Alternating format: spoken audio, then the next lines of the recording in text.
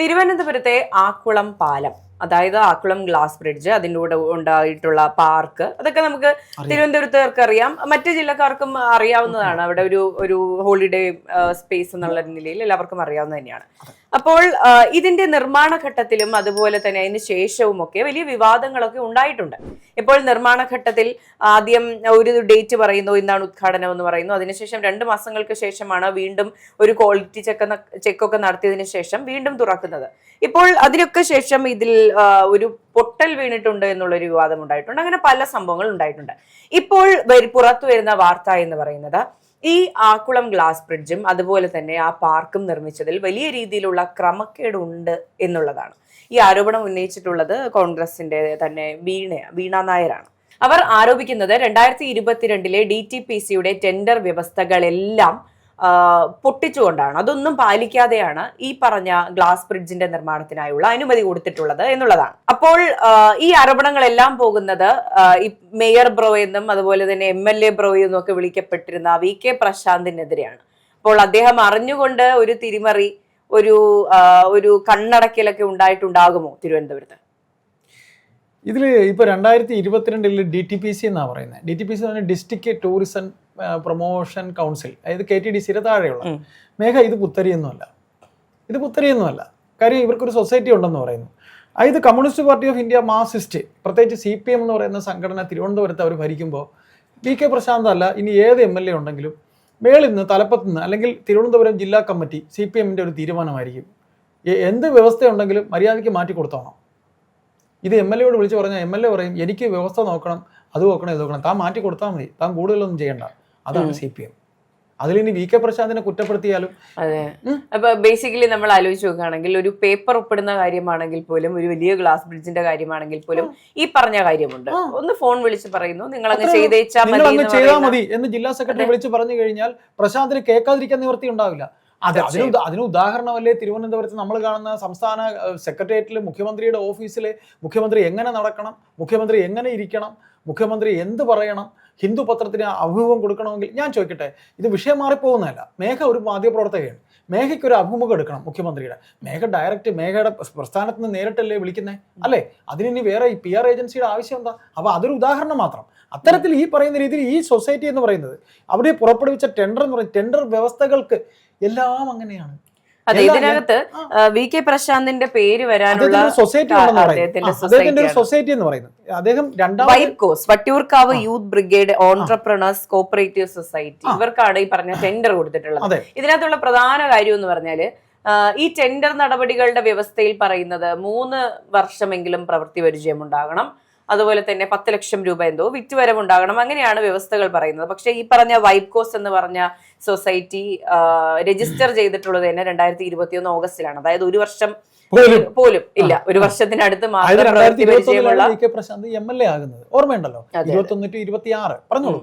അതെ, അപ്പൊ ഈ പറഞ്ഞ ഒന്ന് ആലോചിച്ച് നോക്കൂ, ഒരു എന്താ പറയാ, ഒരുപാട് ടൂറിസ്റ്റുകൾ വരാൻ സാധ്യതയുള്ള ഒരു സ്ഥലം, നല്ല പ്ലേസ് ആണ്. ഒരു ഗ്ലാസ് ബ്രിഡ്ജ് പോലെ വളരെയധികം സുരക്ഷാ ക്രമീകരണങ്ങൾ ഉണ്ടാകേണ്ട, അത്രയും വൈദഗ്ധ്യമുള്ള ആൾക്കാർ നോക്കി നടത്തേണ്ട ഒരു സംഭവമാണ് ഈ പറഞ്ഞ ഗ്ലാസ് ബ്രിഡ്ജ് എന്ന് പറയുന്നത്. അപ്പോൾ അവിടെയും ഈ പറഞ്ഞ സ്വജന പക്ഷപാതം കാരണം, അല്ലെങ്കിൽ സ്വന്തം ആൾക്കാർ നടത്തിക്കോട്ടെ, അവർക്ക് സാമ്പത്തിക ലാഭം ഉണ്ടായിക്കോട്ടെ എന്നുള്ള തോന്നലിൽ നിന്നുണ്ടാകുമ്പോൾ അതിനനുസരിച്ചുള്ള പ്രശ്നങ്ങൾ ഉണ്ടാകാറുണ്ട്. എനിക്ക് തോന്നുന്നു ഈ പറഞ്ഞ ഗ്ലാസ് ബ്രിഡ്ജിന്റെ ഉദ്ഘാടന വേളയിൽ ആ ഒരു സമയത്ത് തന്നെയാണ് വർക്കലയിലുണ്ടായ ഫ്ലോട്ടിംഗ് ബ്രിഡ്ജ് തകരുന്നത്. അതിനുശേഷമാണ് ഈ പറഞ്ഞ ഗ്ലാസ് ബ്രിഡ്ജിന്റെ ഉദ്ഘാടനം. അതെ, ഗ്ലാസ് ബ്രിഡ്ജിന്റെ ഉദ്ഘാടനം മാറ്റിവെക്കാനുണ്ടായ സാഹചര്യവും അത് തന്നെയാണ്. ഇതിന്റെ സുരക്ഷ ഉറപ്പുവരുത്തണം എന്ന് പറഞ്ഞ് അന്ന് എനിക്ക് തോന്നുന്നു മുഹമ്മദ് റിയാസ് ആണ് ഉദ്ഘാടനത്തിന് വരാനിരുന്നതെന്ന് എന്റെ ഓർമ്മ ശരിയാണ്. അപ്പോൾ അതിനുശേഷം ഇത് മാറ്റിവെച്ച് വീണ്ടും രണ്ടാമതൊരു ക്വാളിറ്റി ചെക്ക് നടത്തുകയൊക്കെ ചെയ്തിട്ടാണ് ഈ പറഞ്ഞ ഉദ്ഘാടനം നടത്തുന്നതൊക്കെ. അപ്പോൾ എന്തൊക്കെയോ അപാകതകൾ ഈ പറഞ്ഞ നിർമ്മാണത്തിൽ ഉണ്ടായിട്ടുണ്ടാകാം. ഇപ്പോൾ ഒരു സംശയം തോന്നണമെങ്കിലും ഈ ടെൻഡർ നടപടികളിൽ പോലും എനിക്ക് തോന്നുന്നു ഈ ഒരു സൊസൈറ്റി മാത്രമാണ് പങ്കെടുത്തതെന്ന ആരോപണവും വരുന്നുണ്ട്. അപ്പോൾ ഇത്തരത്തിൽ മനുഷ്യരുടെ ജീവൻ വെച്ച് കളിക്കുന്ന ഒരു നടപടിയിലേക്ക് കാര്യങ്ങൾ പോകുന്നുണ്ട്. അല്ല, തീർച്ചയായിട്ടും ഇത് ഈ പറയുന്ന രീതിയിൽ അതൊന്നും ഒരു പുത്തരിയാവാതിരിക്കാൻ സാധ്യതയില്ല. കാരണം CPM എന്ന് പറയുന്ന പാർട്ടി ഭരിക്കുമ്പോൾ അത് കാലാകാലങ്ങളിൽ ഒരു 5 കൊല്ലം കഴിയുമ്പോൾ അടുത്തൊരു 5 കൊല്ലം മറ്റൊരു സർക്കാരാണ് ഇവിടെ നമ്മൾ കണ്ടിട്ടുള്ളത്. ഇത് ഇവർക്ക് കോൺഫിഡൻസ് കൂടി. ഞങ്ങൾ എന്ത് ചെയ്താലും ചോദിക്കാൻ ഇവിടെ ആളില്ല.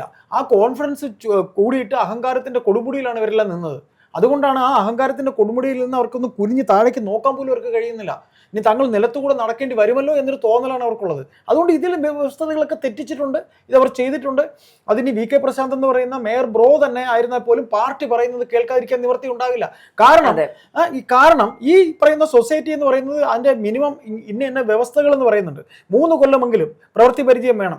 ഈ കാര്യങ്ങൾ ചെയ്ത് ടെൻഡർ കൊടുക്കുമ്പോൾ ആ ടെൻഡറിലെ വ്യവസ്ഥകൾ ഉണ്ടാവില്ലേ, ഇന്ന കാര്യങ്ങളുള്ള കമ്പനികൾക്ക് ഇത് കൊടുക്കാവുന്നുള്ളത്. അങ്ങനെയുള്ള കമ്പനികൾ കൊടുത്തില്ല എന്ന് മേഘ ധരിക്കുന്നുണ്ടോ? ആ കൊടുത്ത കമ്പനികളുടെ കൂട്ടത്തിൽ ഉണ്ടാകും.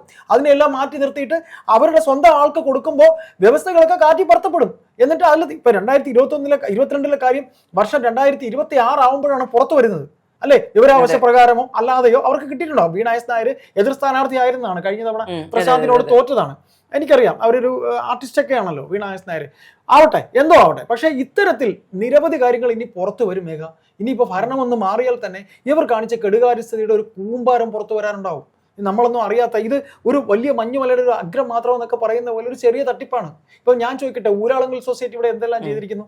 വ്യവസ്ഥകളൊക്കെ നോക്കിയിട്ടാണോ ചെയ്യുന്നത്? അപ്പോൾ ഇതിൽ നമ്മൾ അതിശയിക്കേണ്ട യാതൊരു കാര്യവുമില്ല. ഇത് വീണ എസ് നായർ ഇതിങ്ങനെ കൊണ്ടുവന്നു എന്നുണ്ടെങ്കിൽ വീണ എസ് നായരോ അല്ലെങ്കിൽ മറ്റാരോ ഇനിയും അന്വേഷിച്ചാൽ, അന്വേഷണം നീണ്ടുപോയാൽ പല കാര്യങ്ങളും തിരുവനന്തപുരത്ത് മാത്രമല്ല കേരളത്തിന്റെ അങ്ങോളം ഇങ്ങോളം ഇതുപോലുള്ള പല സംഭവങ്ങളും ഭരണമൊന്ന് മാറി വന്നോട്ടെ, പോലീസ് മാറിക്കോട്ടെ, അന്വേഷണ സംഘം മാറിക്കോട്ടെ, നമ്മൾ പലതും കേട്ട് നമ്മൾ ഞെട്ടിത്തരിക്കും. കാര്യം ഈ പറയുന്ന രീതിയിൽ ഈ പാർട്ടി എന്തെല്ലാം ഒളിച്ചു വെച്ചു എന്നുള്ള കാര്യം നമുക്ക് കേൾക്കുമ്പോൾ അയ്യോ ഇത്രയൊക്കെ ഉണ്ടായോ എന്ന് നമ്മൾ ചിന്തിക്കേണ്ട അവസ്ഥയിലേക്ക് പോകും. അതെ, ഇപ്പൊ ടൂറിസം വകുപ്പിൽ മാത്രമല്ല, ഈ പറഞ്ഞ മറ്റെല്ലാ ഡിപ്പാർട്ട്മെന്റുകളിലും ഇതുപോലുള്ള സ്വജനപക്ഷപാതപരമായിട്ടുള്ള നടപടികൾ ഉണ്ടായിട്ടുണ്ടാകാം. ടെൻഡർ കൊടുക്കുന്നതും അതുപോലെ തന്നെ എനിക്ക് തോന്നുന്നു കുറച്ചുകൂടി യോഗ്യരായ പല സൊസൈറ്റികളും ഈ പണി ചെയ്ത പരിചയമുള്ള ഒരുപാട് പേരുണ്ടാവും. ഇതിനകത്ത് വേറൊരു വിഷയം എന്ന് പറയുക മേഘ, ഇതിനകത്തുള്ള വിഷയം എന്ന് വെച്ചാൽ ഇവർക്ക് പാർട്ടി കമ്മിറ്റി ഉണ്ടാവും. അപ്പോൾ ഇത് പറയുന്നത് തിരുവനന്തപുരത്തെ ജില്ലാ കമ്മിറ്റി ഇന്ന് ജോയി ആയിരിക്കും വിളിച്ച് പറയുന്നത്. അല്ലെങ്കിൽ അന്ന് ഇപ്പോൾ ഈ 22 ആണെന്നുണ്ടെങ്കിൽ അന്ന് ആരാണ് സെക്രട്ടറി ആയിരുന്നത്? എനിക്ക് തോന്നുന്നു ജോയിക്ക് മുന്നേ ആയിരുന്ന ആനാവൂർ നാഗപ്പനാണെന്ന് തോന്നുന്നു. അതെ, ശരി, ആവട്ടെ. ആരായാലും ഈ കമ്മിറ്റിയിൽ എം എൽ എ എന്ന് പറയുന്നത് പാർട്ടിയുടെ എം എൽ എ അല്ലേ? ഇത് അദ്ദേഹം ചെയ്തില്ലെങ്കിൽ അടുത്തൊരു കമ്മിറ്റിയിൽ പ്രശാന്ത് വരുമ്പോൾ പറയും, ഈ വിളിച്ച് പറഞ്ഞ ആൾ എന്നെ കമ്മിറ്റിയിൽ എണീറ്റിട്ട് പറയും ഇന്നതുപോലെ പാർട്ടി പറയുന്ന കാര്യങ്ങൾ ചെയ്തില്ലെങ്കിൽ ഇവിടെ ഇങ്ങനെ ഒരു എം എൽ എ വേണ്ട, താൻ പോവുക തന്റെ പണി നോക്കി എന്ന് പറയും. അവിടെ മുതൽ പ്രശാന്ത് കോർണർ ചെയ്യപ്പെടും. അങ്ങനെയാണ് നമ്മൾ കഴിഞ്ഞ ദിവസം കണ്ട ജി സുധാകരൻ മുതൽ ഇങ്ങേറ്റ സുരേഷ് കുറുപ്പ് വരെ ഈ പാർട്ടി അങ്ങനെയാണ് അവരെ താറടിക്കുന്നത്. നിങ്ങളെ ഇരുത്തിയിരിക്കുന്നത് പാർട്ടിയാണ്, നിങ്ങൾ പണിയെടുക്കേണ്ടത് പാർട്ടിക്ക് വേണ്ടിയാണ്. പാർട്ടി പറയുന്നത് കേട്ട് നടക്കുമെങ്കിൽ നിങ്ങൾ എം എൽ എ ആയിട്ടിരിക്കുക. ഇതാണ് ചെയ്തത്. അല്ലാതെ പ്രശാന്തിന് ഇതിൽ റോളെന്ന് ചോദിച്ചാൽ പൊതുജനം അങ്ങനെയാണെങ്കിൽ ചോദിക്കും, പ്രശാന്ത് പാർട്ടിയുടെ എം എൽ എ അല്ല, പാർട്ടിയുടെ മാത്രം എം എൽ എ അല്ല, പൊതുജനങ്ങളുടെ എം എൽ എ ആണ്. അതിനിപ്പോൾ പ്രശാന്ത് തന്നെ മറുപടി പറയേണ്ടി വരും, നമ്മളല്ല മറുപടി പറയുന്നത്.